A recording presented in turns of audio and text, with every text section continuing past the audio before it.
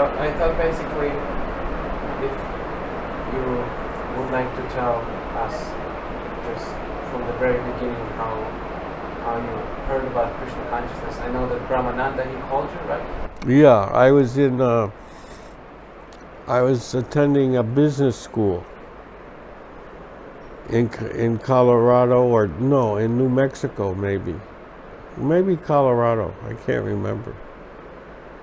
I was there for 2 days and I didn't like it because they said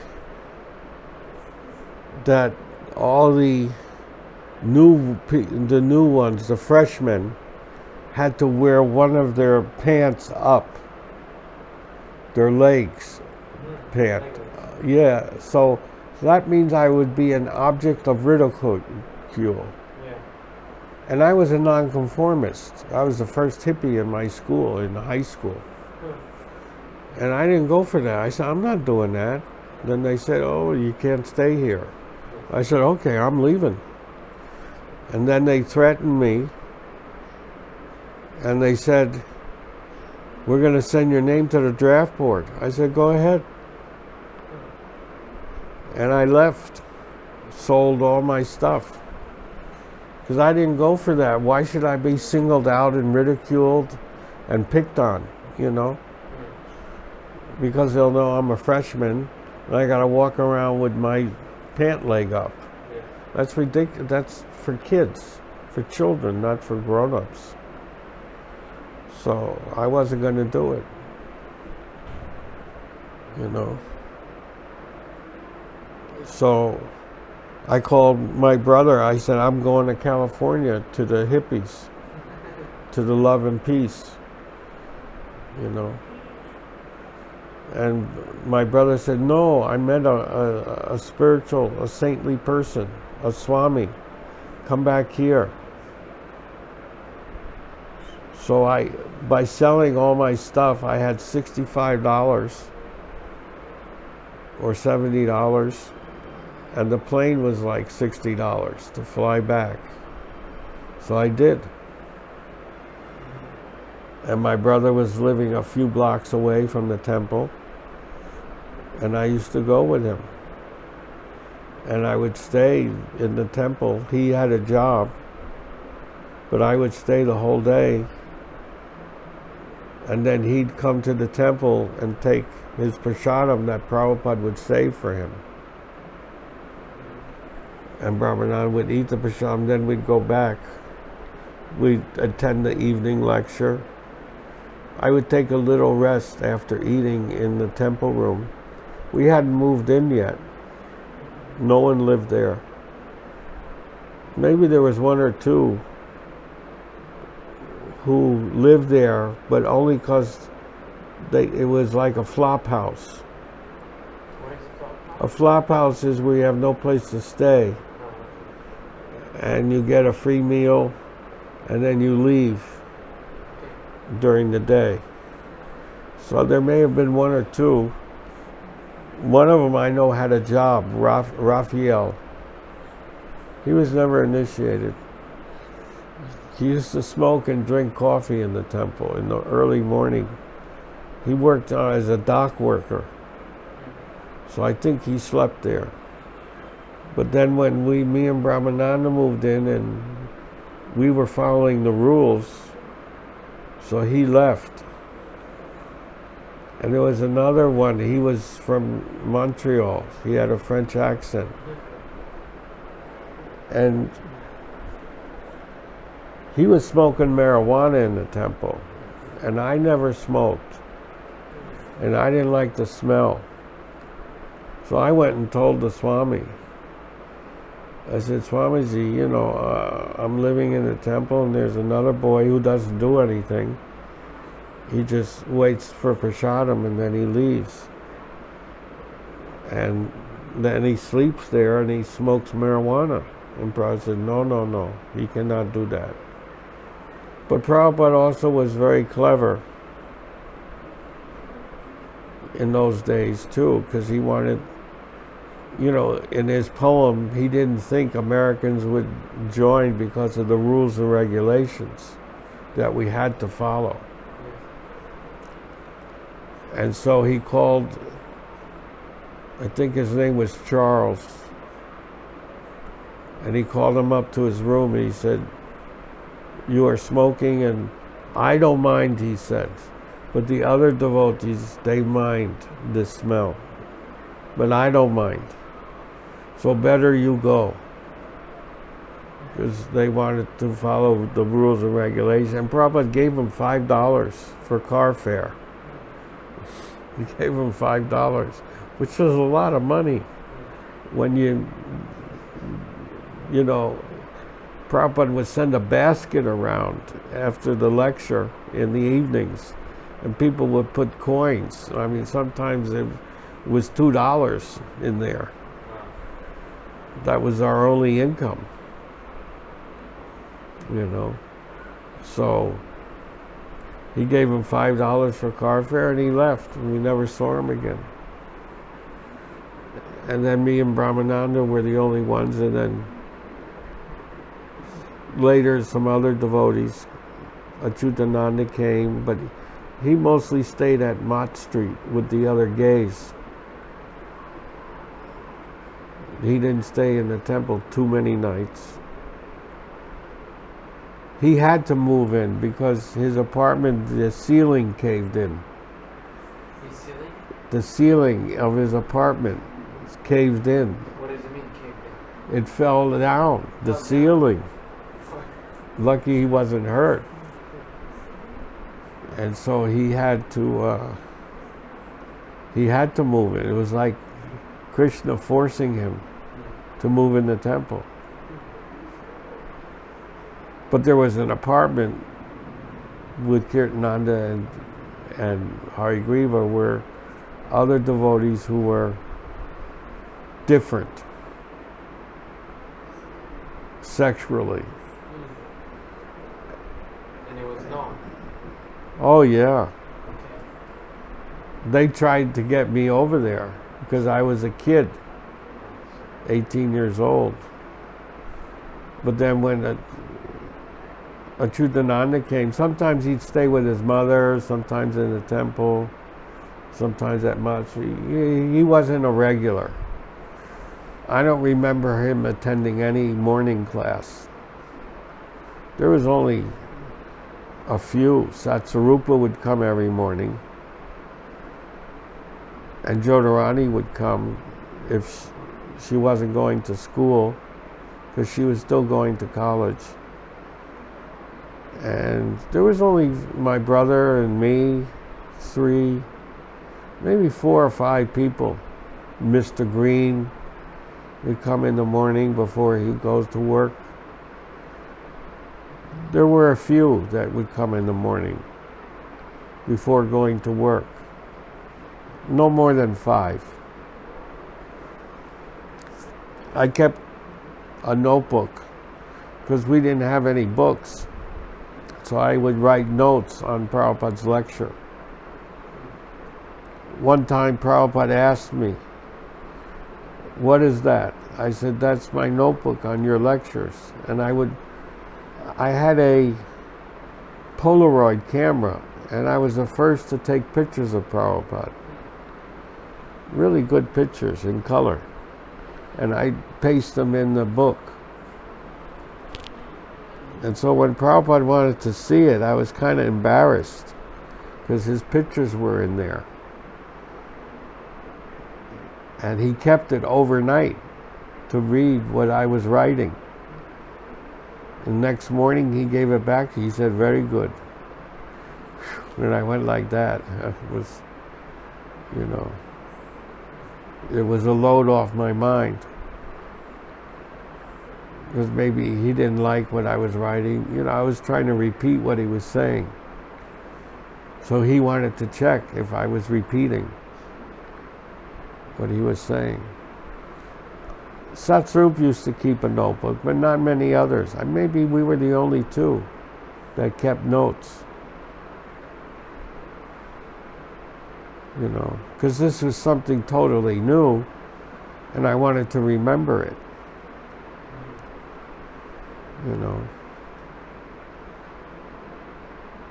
So what was the original question? How did I what? How did you come to Krishna? Yeah, so through my brother. And I used to attend, all the mornings. In the evenings, some of the devotees had to get out of the storefront to let the guests sit, because you can only fit 20 people. So it was hard for us to listen to the evening lecture, because we were like standing outside with the door front open, if it was packed. It was generally packed Fridays nights, because that was the weekend. During the week, we didn't get too many people. So it wasn't every time we had to go outside, but sometimes we had to. And then the love feast, it was difficult. We had to stand outside and eat the prasadam on paper plates. And the paper plates we got were so cheap. You put the food on one, it would just fall off because it was so thin. We had to use 2 or 3 plates so we could hold it. Because you're taught to eat with our hands. Prabhupada never used a spoon. Later on he did. There's a story he tells about Ban Maharaj and himself. This goes back, I think, in the 40s. And Ban Maharaj was joking with Prabhupada. Because Prabhupada always told everyone he was going to preach in the West.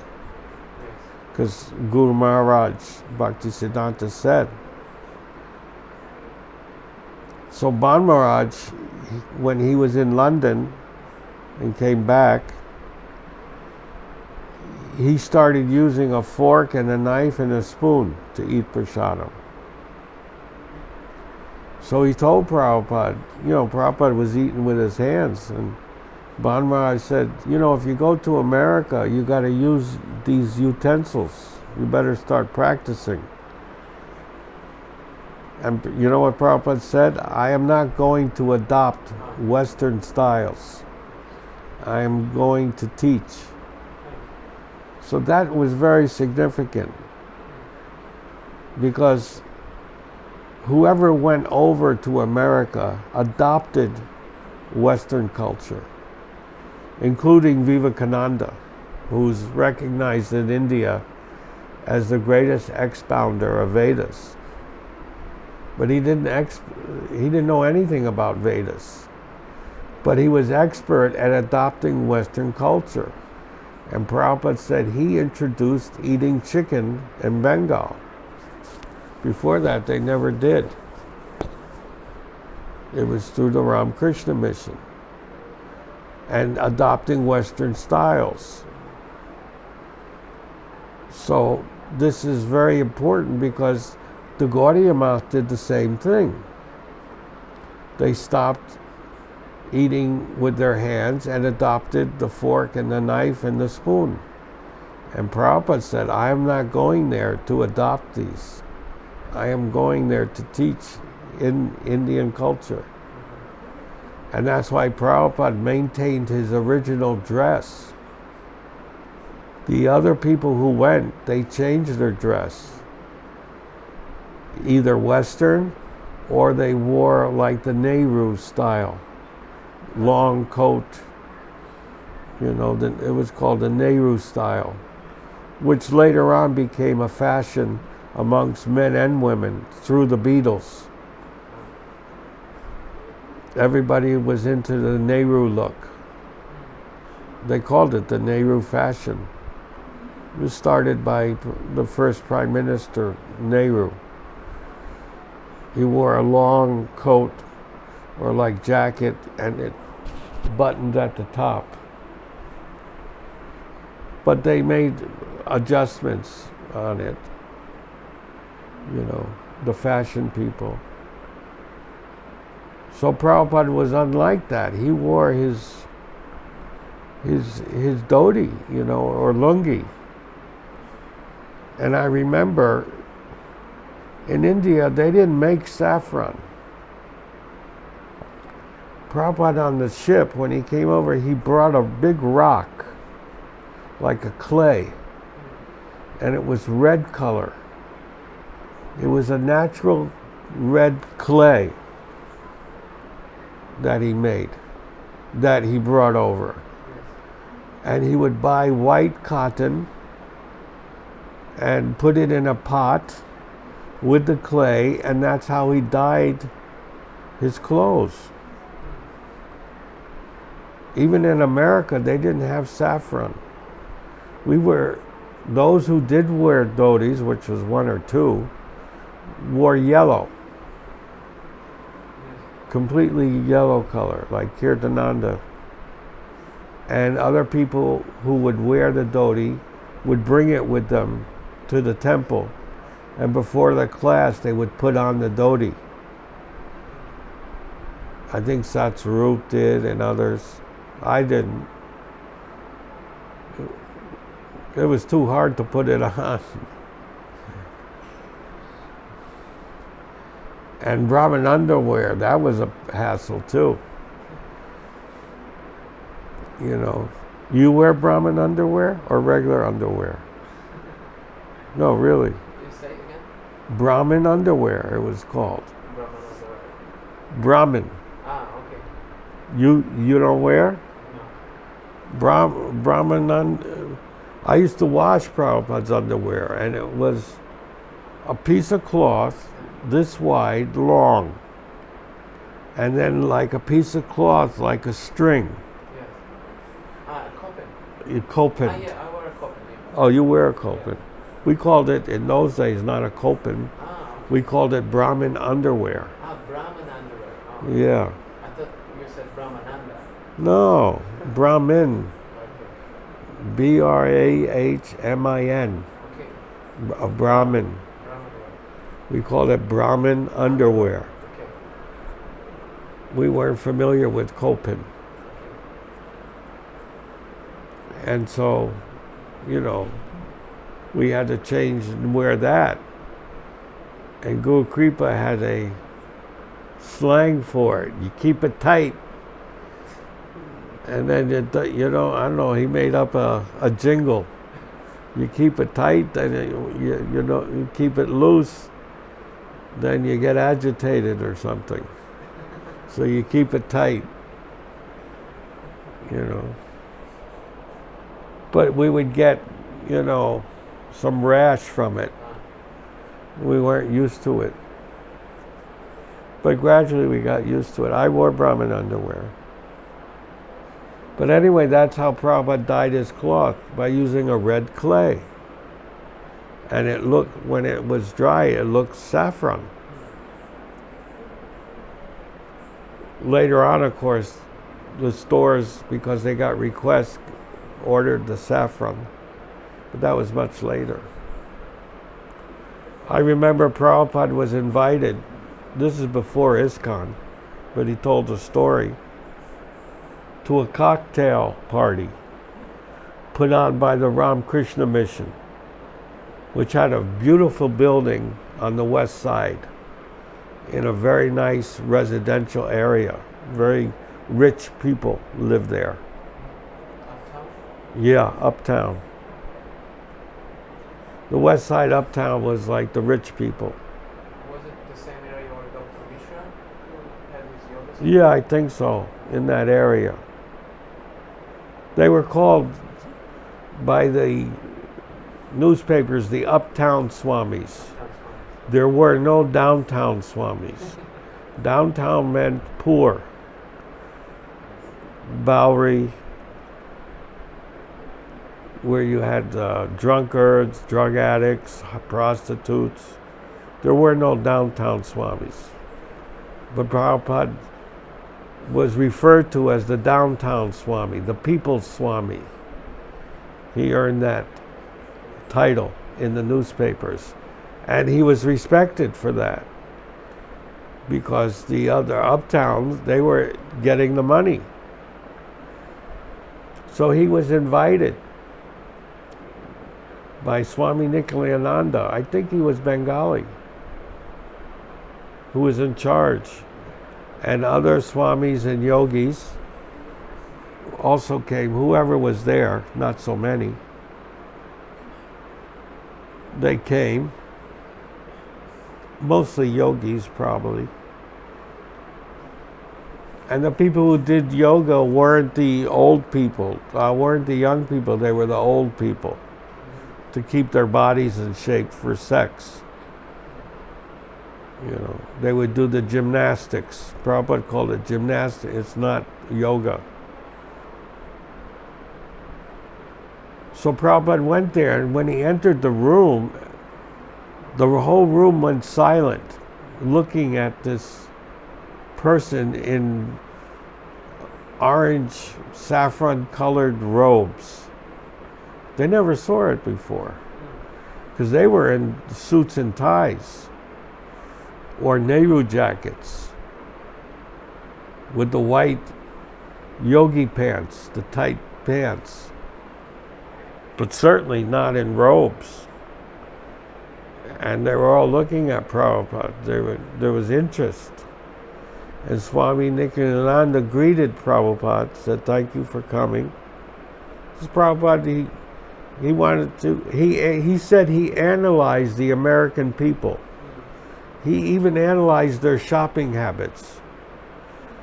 Before he presented the philosophy, he analyzed everything about American culture.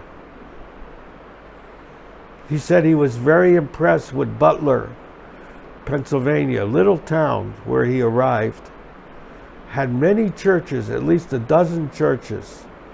And he was very impressed with that the people were very religious. They would go to church every Sunday.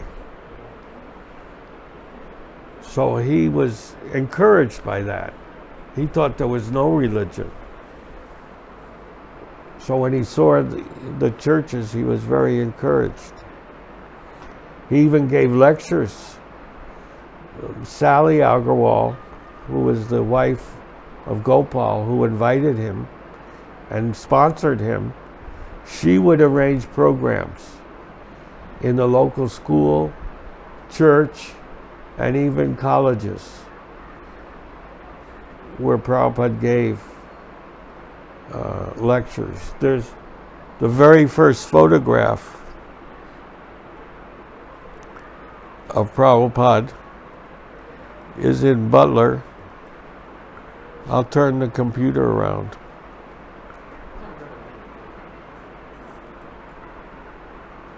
And this is the very first picture of Prabhupada that was put in the newspaper.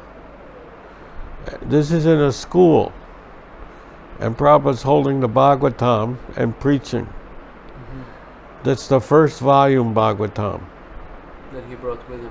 He brought the second and third, but he mostly spoke from the first volume. Because the first volume was very good paper. And it was a thin book. Second and third was like bamboo paper, very thick and coarse. And was very thick, the book. Both of them. The third was the biggest, the third volume. So this is the first picture that was in the newspaper, the local newspaper. Someone even made a painting. Nice painting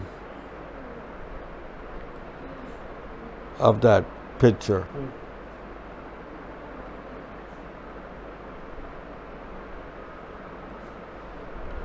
So Prabhupada, he went to so Swami Nityananda said, "Oh, Swami, I'll help you get set up here. You know, I'll help you set up." What does set up mean? Swami Nityananda said, "I'll find a widow for you, and she'll give you all the money you want. You just have to be nice to her," which means sex life. You know, old people sex life. I'll set you, and you got to learn how to play piano. The old people love piano. He told them all the tricks of the trade, how to become rich. And Prabhupada, he wasn't interested in that. He didn't come for that, to adopt Western ways, come for the widows, learn to play piano. That's what Swami Vivekananda and Ban Maharaj did. They didn't have spiritual power to make devotees. Instead, they became devotees of Kali, Prabhupada said. They became devotees of Kali Yuga instead of making devotees. That requires spiritual power. So Prabhupada was not impressed, but he did meet Dr. Mishra, and Dr. Mishra was very kind to Prabhupada. He couldn't stay at Dr. Mishra's apartment, but Dr. Mishra had a yoga studio where Prabhupada was given a small room in an office building where he stayed. And he would take his meals at Dr. Mishra's apartment, which was a few blocks away.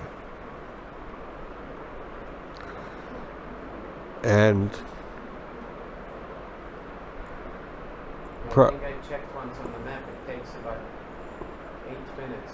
yeah, it was a short walk, but if there was snow, and when Prabhupada went there, that was in like January, February, December. That's the snow. Prabhupada had to walk through the snow. He had rubber shoes. He had these white rubber shoes made of rubber. Most probably he had socks because it was freezing cold, but he would go in his dhoti. He didn't wear pants. So there was, Prabhupada called it Great Tribulation. For 10 months, he had tribulation. He didn't have a fixed residence. As a sannyasi in India, although he was poor, he always has a residence. Either in Vrindavan at Keshigat or Radha Damodar. There was another place. Then in Delhi at Chippiwada, he had a residence. He always had a residence. In America, he had no residence. So it was very disturbing for Prabhupada, because he always had a residence. But he tolerated it until Krishna supplied him a place at 26 2nd Avenue. The society was started July 13th, 1966. So I arrived in September of 1966. So that's how I came. Already to the storefront. The storefront was there. And Prabhupada left to India. Well, first he went to San Francisco to open the center in December or January 67, where they had the Rath Yatra in a pickup truck.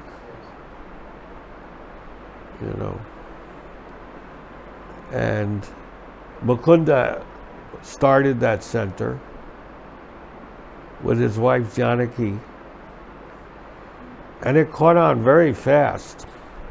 Actually, Mukunda was on his way to India via San Francisco, because Mukunda was a musician and he was going to go and learn how to play Indian instruments. But he ended up starting a center, and there was great interest. There's a handful of devotees. Shamshunda, Malati, mostly Grihastha couples. No brahmacharis. So Prabhupada was invited there, and he went. Stayed there I think he came back in March. So he was there for 2-3 months, making sure there was a foundation. They had a storefront there. Prabhupada gave his classes. And it was maintained by the grihastas who had jobs or had a business. Somehow or other they kept it going. That's the temple in San Francisco. Yeah. And in the meantime, you and Brahmananda, you would take charge of the temple. Yeah, we in took New York. charge in New York. I did the Back to Godhead. It was printed every 2 weeks. Ray Rama composed it on stencils, and you wrapped the stencil around a drum and a mimeograph machine, and I would print 500 copies. So we maintained everything while Prabhupada was away. That's when Prabhupada told us we could put a picture on his Vyasasana if we were in separation. So that would relieve our separation. And so we kept everything going, you know. Kirtananda was in charge of the kitchen. So everything was going, although Prabhupada wasn't there. And from San Francisco, Prabhupada. Came back, Yes. and that's in 67. He started lecturing on Lord Chaitanya, on Chaitanya Chaitamrita, because we had given him the money to print TLC, so he was in the process of writing the TLC. So he changed the lectures from Bhagavad Gita to Chaitanya Chaitamrita, which is, the TLC is a summary study of Chaitanya Chaitamrita, not of Chaitanya Bhagavat. Bhaktisiddhanta did an English translation or summary study of Chaitanya Bhagavat, which is called Sri Krishna Chaitanya by Professor Sanyal. That was done in the early 1900s, and they took that book to London to distribute. So it's not that Prabhupada introduced book distribution, but it was Bhaktisiddhanta. Actually, he wrote the whole book, but he put Professor Sanyal, who did the editing, his name, because it would look good and be more acceptable to the British conservative public to have a professor's name on the book than a Swami. But actually it was written by Bhaktisiddhanta. So that was Chaitanya Bhagavat. So Prabhupada did Chaitanya Chaitamrita, the summary study, and then he actually did the whole Chaitanya Chaitamrita. So that was printed in 1968. It took a year before we got it printed. Meanwhile, the Bhagavad Gita also came out in 1968. So we had 2 books, which was published by Macmillan in a condensed version, 300 or 400 pages, paperback only. Very condensed. Yeah. In fact, I had the first, Brahmananda had the first copy, first printing of that book, because it was printed 13 times. I think each printing was 25,000 or 50,000 copies. So they sold a lot. In fact, Macmillan said it was the best-selling book in their Oriental catalog. They had a catalog of all Oriental philosophies, Buddhism, everything. And that was, Prabhupada's book was the best-selling one. Because we also bought them wholesale. and we're selling them too. I would sell them to the psychedelic shops, wholesale. I'd buy it from Macmillan, and then it had a price tag of $2.95, $3.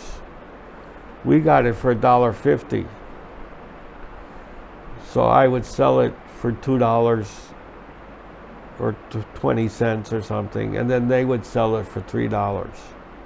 So the temple would make some money. So practically me and Brahmananda were the only ones supporting the temple. There was nobody else, because Satrup would give some money, but he had an apartment he had to maintain.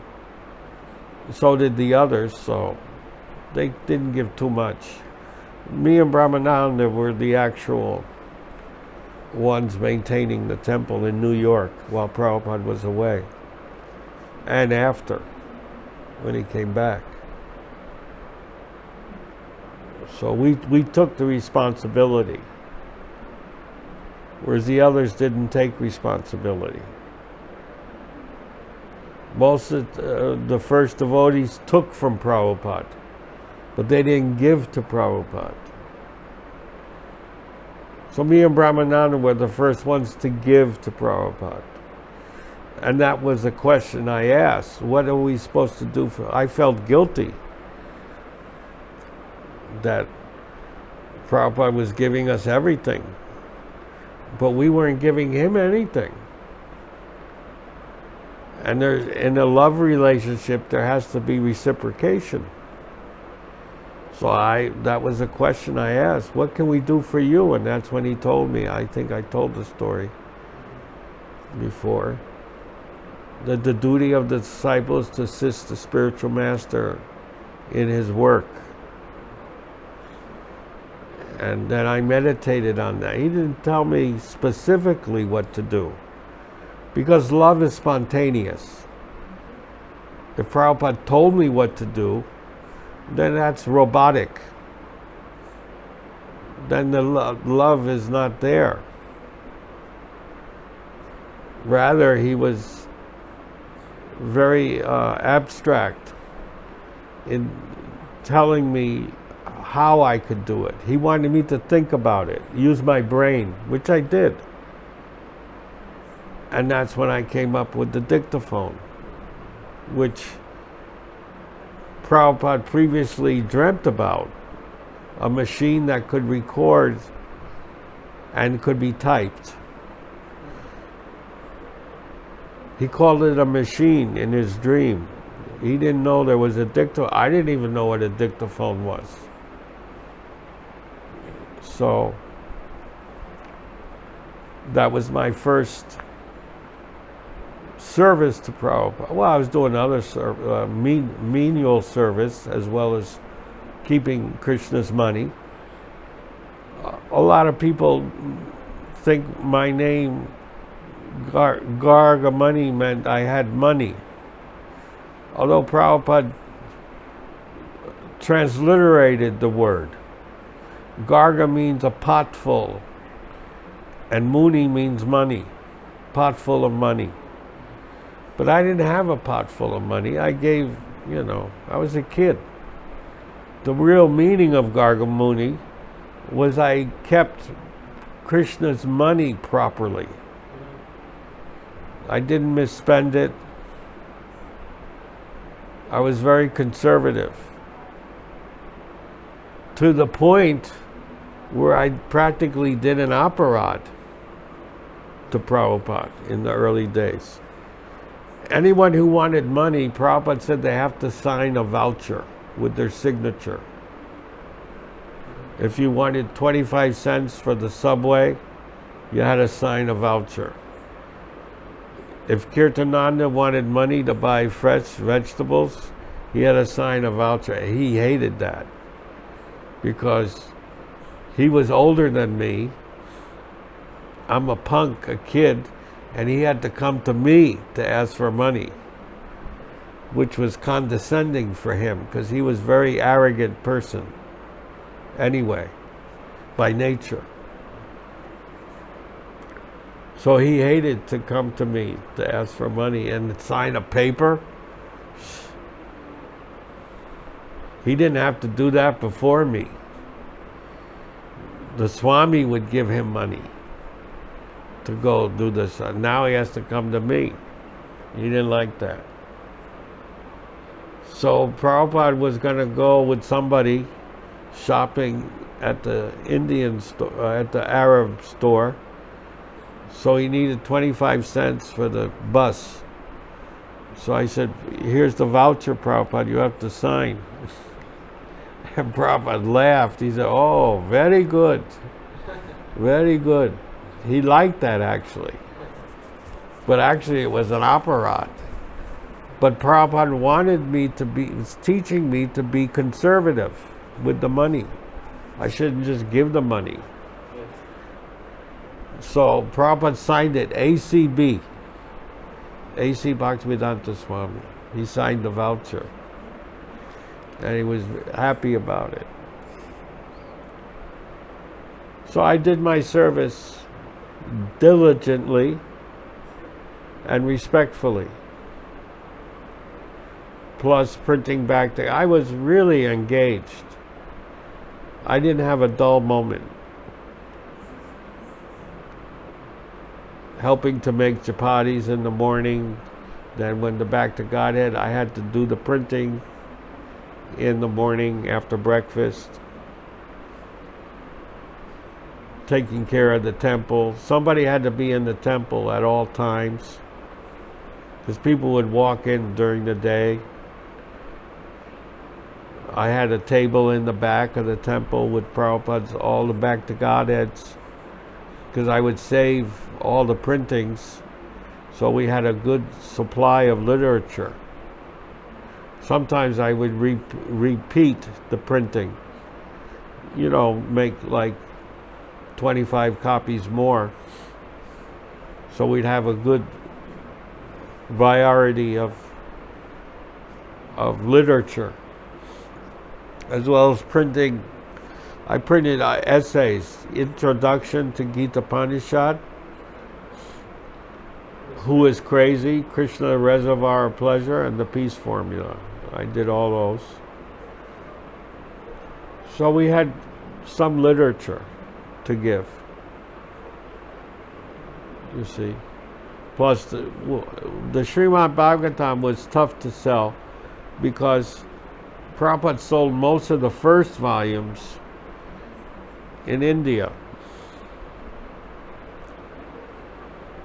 And we had second and third, but Americans, they want the set. They don't want the second and third. But Prabhupada would preach that the Bhagavatam is not in any chronological order. You can read it from any chapter. It's not in chronological order, which American people didn't understand that. But he would always say that you can buy the second, you can start anywhere in Bhagavatam, he said, except for the 10th canto. You didn't have to, you could buy the second and third volume,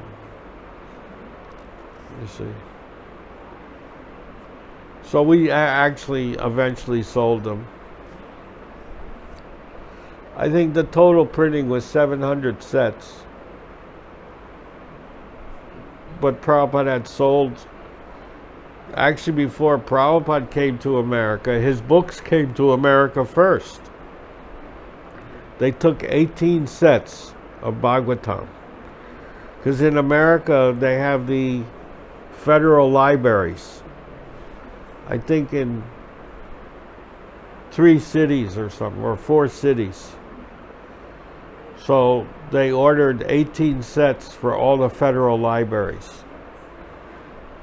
And they really wanted Prabhupada's books because they were Indian culture written in the English language.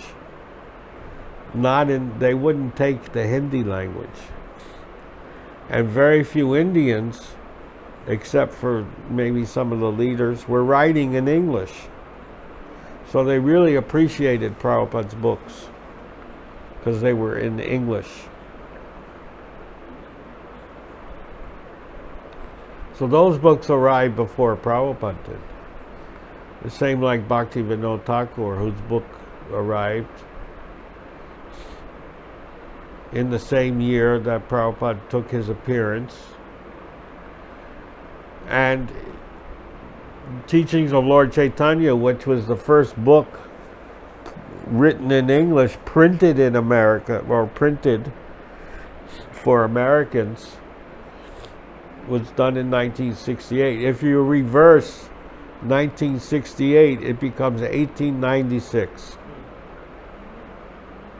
So that's very important. Not a coincidence. No. Materialists will say it's a coincidence. But those who are devotees know that that's the Lord's plan. To prove in a subtle way Prabhupada's real identity. Because a real Shaktavas avatar will never himself say he is. But through his actions and through different activities that he performs, people will see that he actually is a Shaktavas avatar without saying it. There's indications. And I have those indications that was prepared.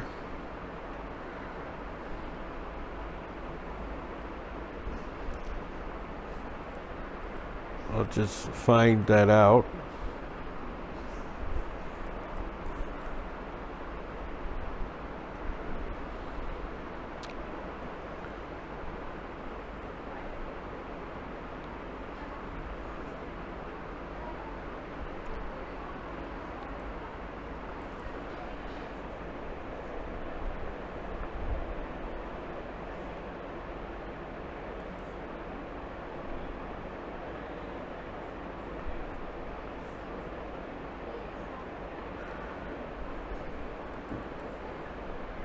This is some quotes about Prabhupada's real identity.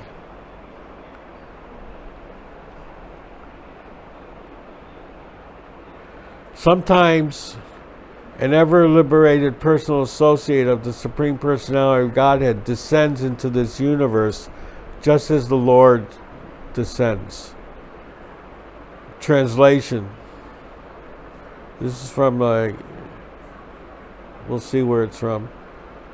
Anyway, it mentions about the ever-liberated devotees who are separate from the conditioned souls. And they come to save the conditioned souls.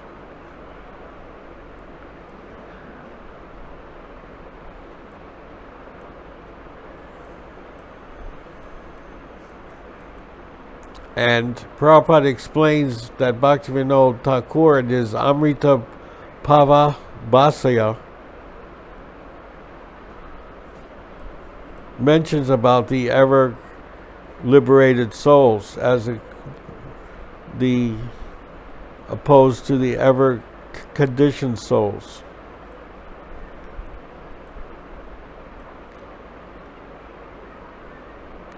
So a Nityasiddha devotee comes from Vaikuntha upon the order of the Supreme Personality of Godhead and shows by his example how to become a pure devotee.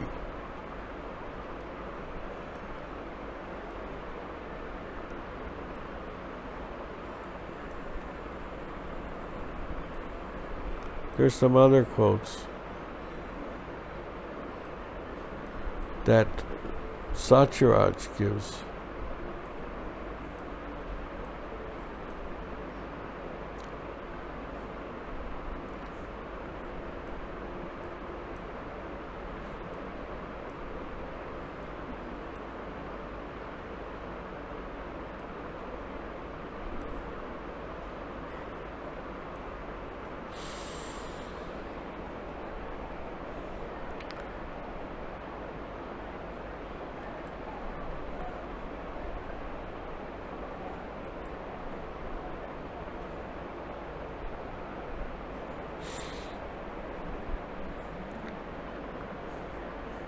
You can pause it until I find this.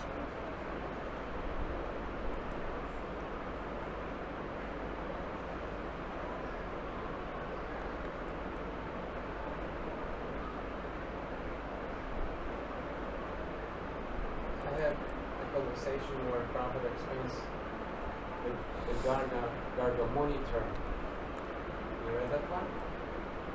Yeah, pot full of money. Yeah. Big jug and money. Big full of jug. money.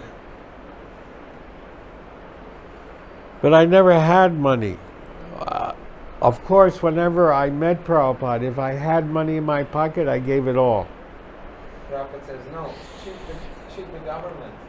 There was no income tax, but still they used to keep in big jugs Yeah. gold coins and put into the underneath the ground. Nobody could understand where is the money. Very easy thing. Well, that's true.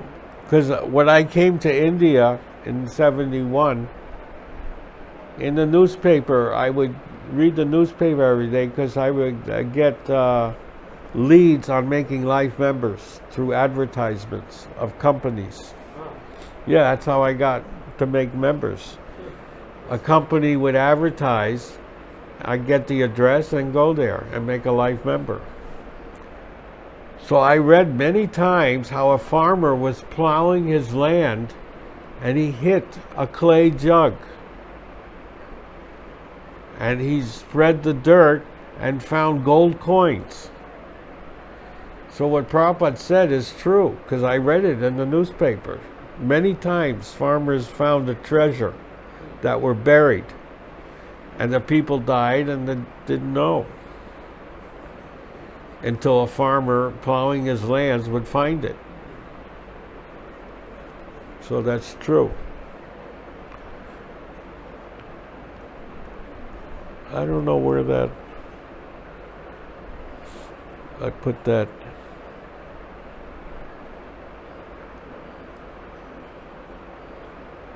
You know, when I heard this last lecture that you gave at Prabhupada's house, Yeah. you mentioned they're part of what was happening in New York, that at some point, I'm not sure if it was before Prabhupada went to San Francisco or when he came back, but I think it was in the early days that Prabhupada sent you back to your father. That was in 60, I think. 68? Yeah, 68. Because, you know, we were poor. We had some steady income, but small amounts. And Prabhupada had a grand idea of, you know, of printing a lot of books. Where, you know, where's the money? I mean, to print the TLC costs $5,000–6,000 because you had to print at least 5,000 copies to get a good price. You know, or 3,000. I'm not sure how many thousands. I think 3,000 copies for that book. We sold it for $8 a book. So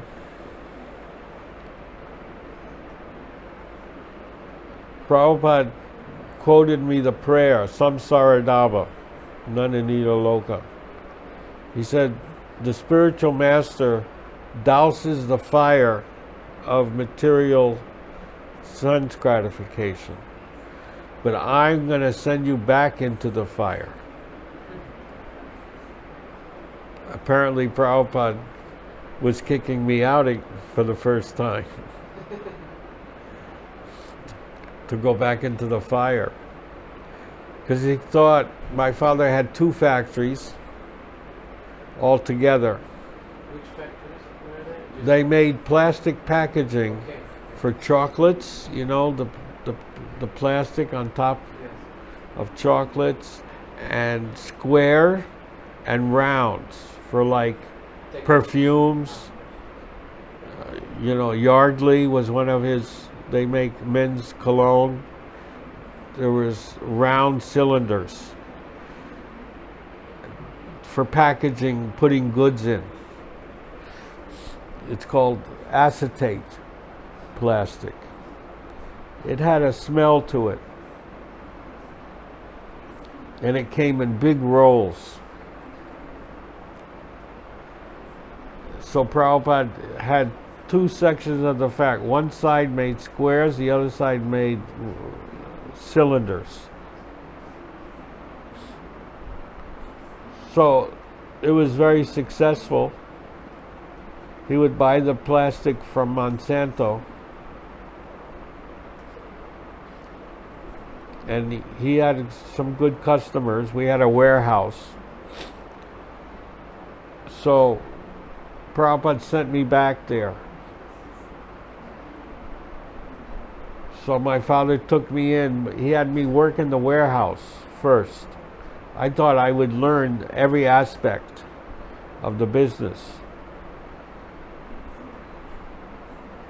But I wanted to work in the office, where the real work, where you make the money, not in a warehouse lifting boxes. But I was patient, you know. I thought my father would advance me, you know. But that didn't happen. He didn't trust me. Especially when he came to my apartment, I had an altar. Wherever I went, I keep an altar for chanting, reading, communicating with the Lord. So I had a little altar with pictures and stuff, and he didn't like that. He thought something's wrong here. He's going to give all the money to the Swami. So he didn't treat me very good. Even his secretary yelled at my father, "You're treating your son like very badly." And my father was getting old, he was overweight. He needed someone to learn the business.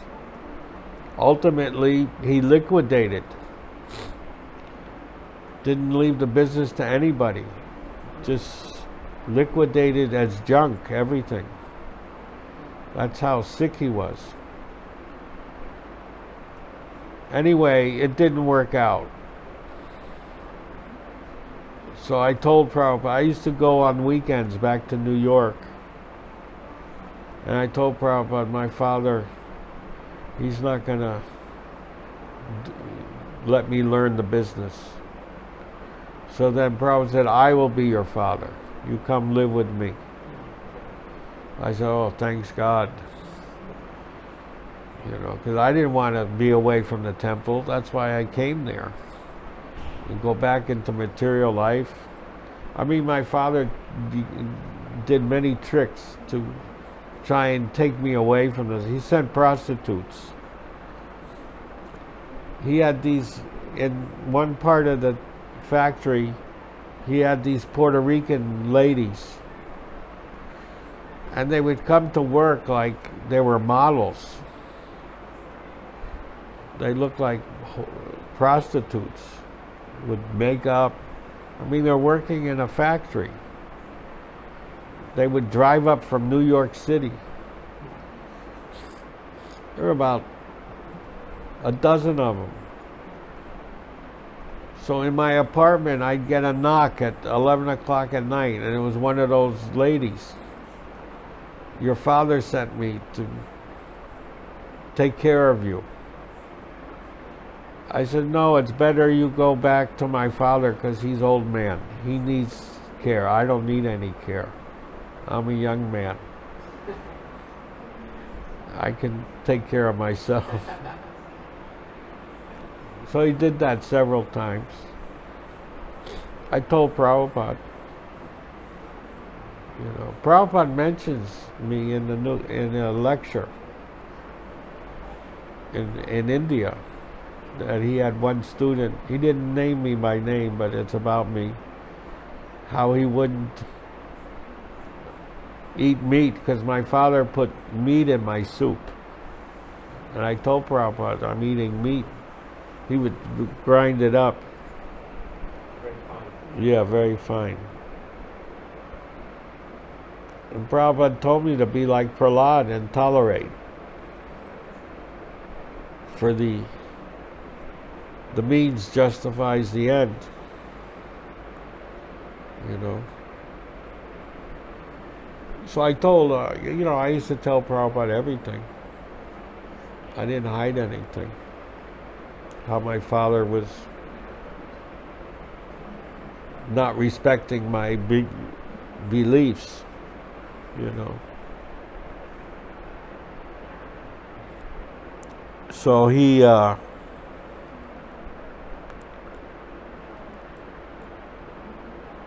there were arguments in his office, especially when the secretary was like the boss over my father. She was nice to me.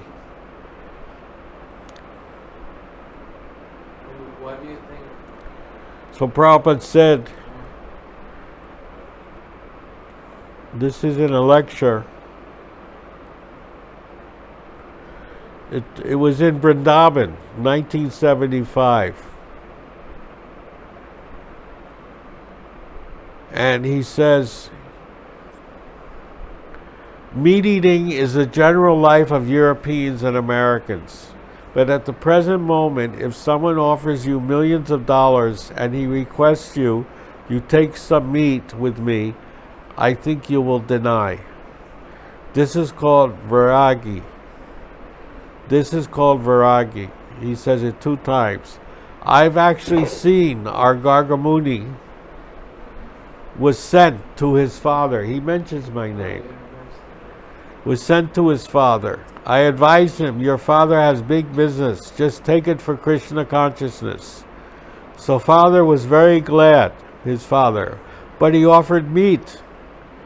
And when he said, Father, Daddy, I cannot take meat, then the father became angry. He drove him away. So he came back, the young man. The father's property, he refused to take it. So this is Viagra. Vairagya. And the whole Krishna conscious movement means Vairagya Vidya, the education of Vairagya detachment. Srimad Bhagavatam, lecture Vrindavan, December 11th. So Prabhupada remembered that after, this is 1968, this is 7 years ago. So Prabhupada thought about it in the lecture. What do you think Prabhupada's intentions were sending you? To get the money. Okay. My father was a millionaire. He bought the house of the chairman of General Electric, the biggest corporation in the world. We had an estate, a swimming pool, electric garage, 22 rooms, 8 bathrooms. Big estate with a lake and an island in the middle. So with that kind of money, I could learn the business and give the money to Prabhupada and print books. Yeah.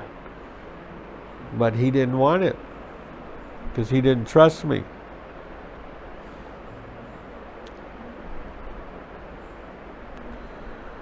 So Prabhupada said that's why he knew my nature. He wrote, Brahmananda, you and your brother Gargamuni Maharaj are always good brain for making some money. But I think Gargamuni, he's a little better than you for making money. But I like your plan very much. My brother actually couldn't make any money. I supported him. Was it acknowledged too by your father? Huh? Was it acknowledged too by your father, Brahmananda? I think. Prabhupada said the father didn't like my brother because he was a saintly person. Okay. Yeah. Because he studied Bhagavad Gita before he met Prabhupada. He became a vegetarian before he met Prabhupada. father could sense that immediately. Sense what? That he sent you. Yeah. That's why he wasn't interested in money, my brother. He was an intellectual. He got a BA in English literature. That doesn't make money. Where I had in my blood to make money. You see.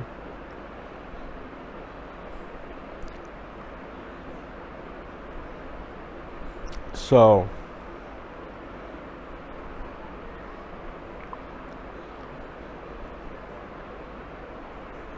Prabhupada said I was expert account keeper. He wrote a letter, I'm in due receipt of your letter with enclosures and have seen the balance sheet. I have seen also the check account. Thank you very much. I think you are now expert account keeper. May Krishna bless you for your talents and sincere endeavor for service of the Lord. The more you serve, the more you become expert in everything.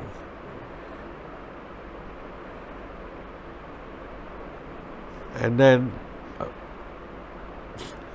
sometimes Prabhupada would write to 3 or 4 people on a letter if he was in India. So I think this was in 67. I didn't put a date.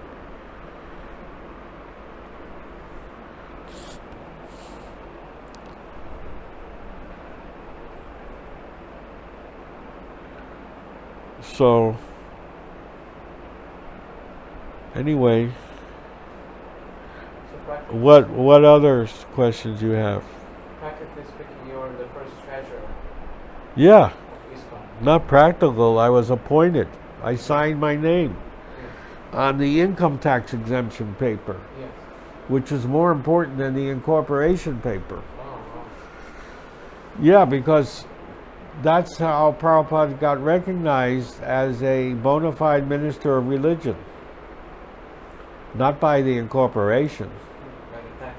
By the tax, the federal government recognized ISKCON as a religious institution, like a church. That means Prabhupada is a minister of the church. And because of that, we were deferred from the army, Yes. from the draft board. Any like So that paper was more important than the incorporation. yes. Any instructions Prabhupada gave you specifically for the service as the first? Yeah, to keep Krishna's money properly. Okay. Don't misspend it. Which I did. I even built the first headquarters of ISKCON in Los Angeles. Yes. I was only 20 years old and made the first worldwide headquarters. The biggest and richest temple in ISKCON. I started making incense, and that's how we were able to do everything. So,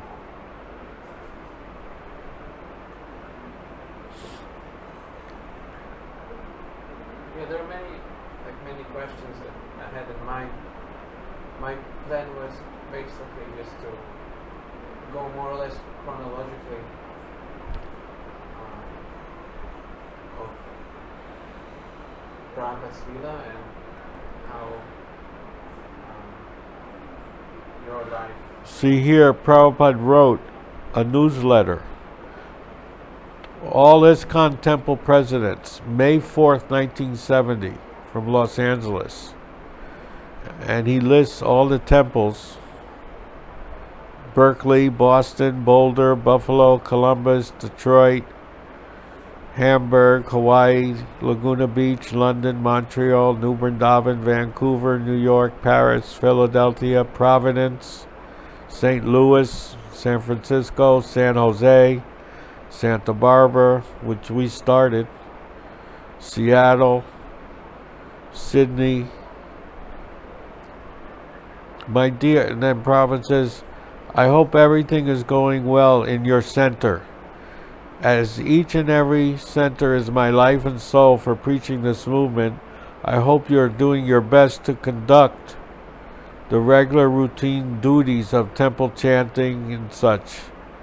Now at the present moment, I'm concentrating my energy in the Los Angeles temple as ideal for all other centers in respect of deity worship, arti, kirtan, and other necessary paraphernalia. As I curtailed my moving program, I wish that you may come here at your convenience and stay here for a few days and see personally how things are going on, and by meeting with me personally for necessary instruction. I hope simultaneously in all centers the activities will be the same standard. So, I was the president. So Prabhupada sent to all the temples to come to LA as the standard for ISKCON.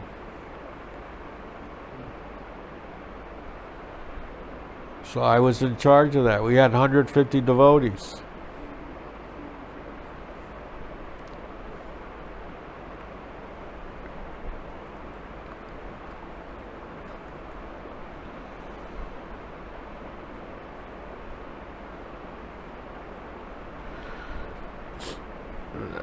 Another aspect was opening centers from LA.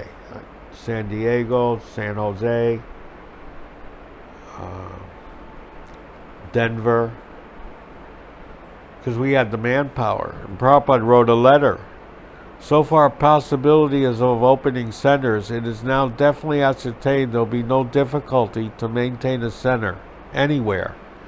The only thing required is we have to create some nice devotees and expand opening of centers. And Gargamuni is very much enthusiastic on this point, and he has recently opened another center in San Diego.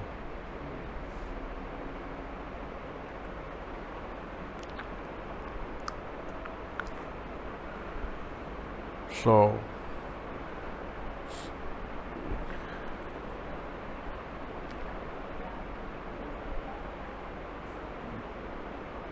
and Prabhupada wrote somebody, in the meantime, I'm also inviting you both husband and wife to see how this temple has become very nice, better looking, better facilities than all other centers. I'm sending you a photo copy of the picture. Well, now you have to tell us what is your secret.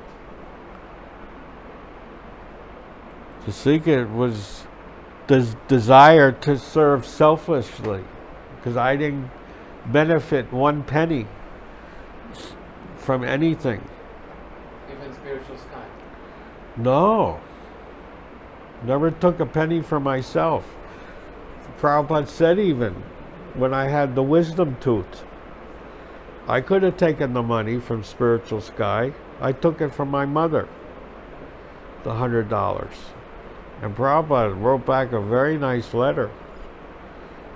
Maybe I have that one.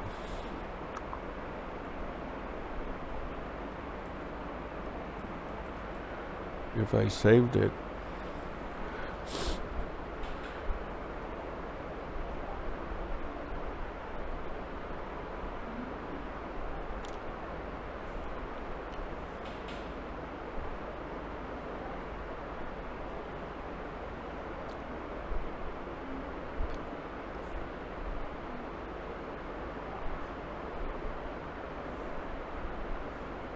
I don't think I have.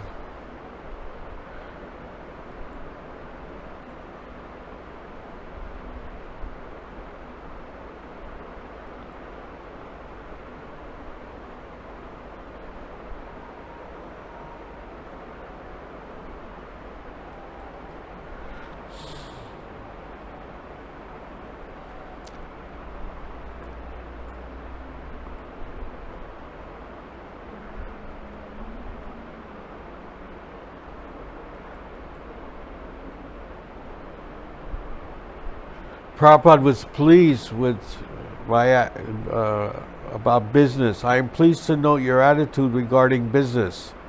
Our policy is Nirbandhe Krishna Sambandha.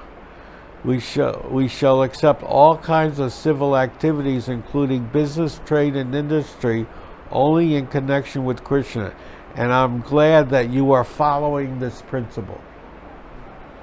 And Krishna will be very, very pleased upon you to make you advance in Krishna consciousness. Prabhupada did not authorize anyone else to make incense or do business because he knew they would fall into Maya. I didn't. I knew how to handle business so that I wouldn't fall down.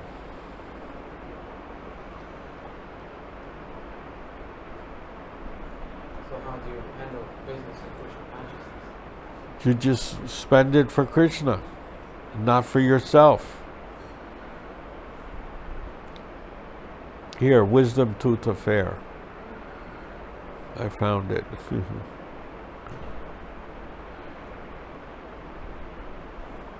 Your example of dedicated life is very noble. You are handling thousands of dollars for Krishna, but you ask your mother for helping your personal needs.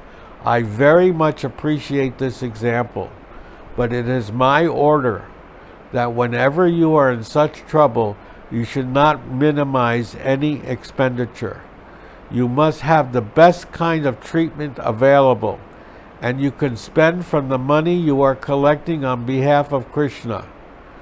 Your mother's assistance is welcome, and as a child, you can very affectionately ask her for such assistance. But in case of denial or inability, you should not hesitate to spend from Krishna's money. You can take it from me. I could take it from Prabhupada's book money. By this contribution of your mother, out of affection, your mother has benefited undoubtedly. She has already benefited to have 2 nice sons, and she will be more and more benefit. Not only your mother, but also your father and all family members will be benefited by your dedication of life for Krishna's sake. Be rest assured, Krishna consciousness is so nice. So he authorized me to take his money. There's no other devotee that has a letter like that.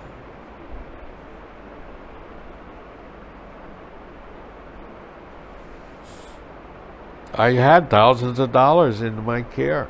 3 things, the temple money, the spiritual sky money, and Prabhupada's money. All was separate.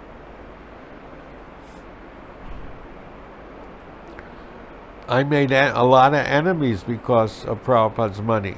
I handled it so nicely.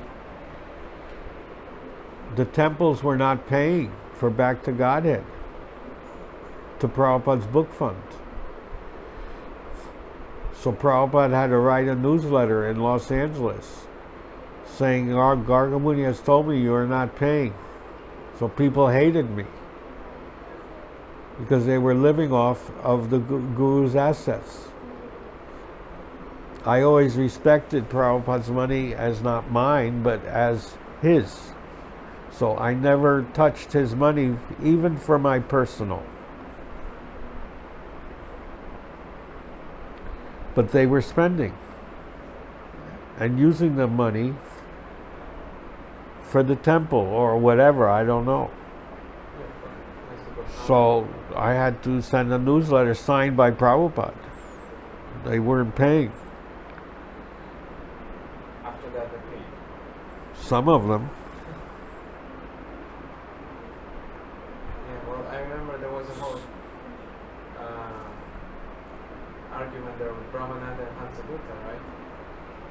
That Hansadutta, he borrowed something from, he didn't borrow it, he bought, but he didn't thought he should pay back to Brahmananda because everything belongs to Krishna. Yeah. That's Mayavad. Yes. So There's Prabhupada, people he in. told Hansadutta, well, you have to pay. Yeah. That's Mayavad. Hansadutta personally was always biased against us because we were Jewish. Yeah, it's true. He didn't like Jews. He would always crack jokes about Jews.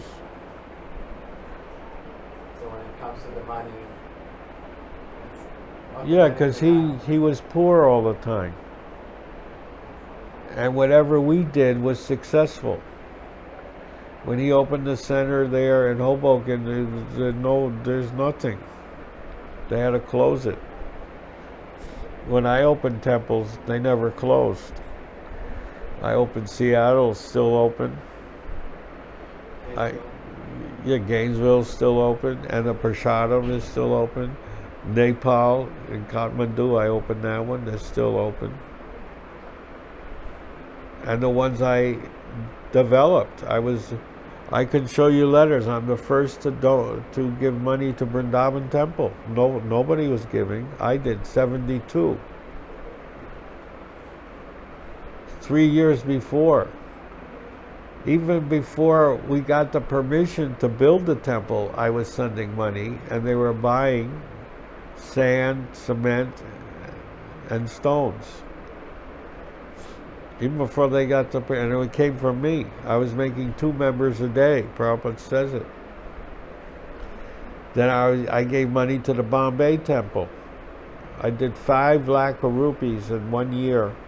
So he said half should go to the Bombay temple construction. And that was a lot of money, 5 lakhs, because it was 7 rupees to $1, not 60. And to Mayapur, I paid for at least a half or more of that building. You know, at least, if not more. So I gave to every Indian project that there was, the main ones.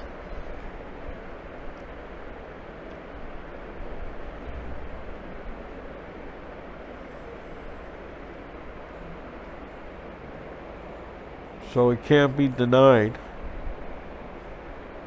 that I didn't handle Krishna's money, and I was successful in every endeavor.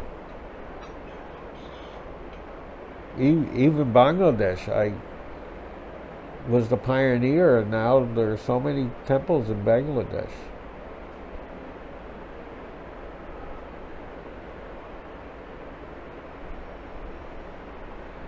That was one of the topics. I mean, it's not Bangladesh, but Pakistan. Yeah, well, it was known as East Pakistan. Yeah, Bangladesh. Yeah. That was during wartime? You opened the subject? Yeah. I didn't know there was a war. And Prabhupada sent me a letter saying I shouldn't go.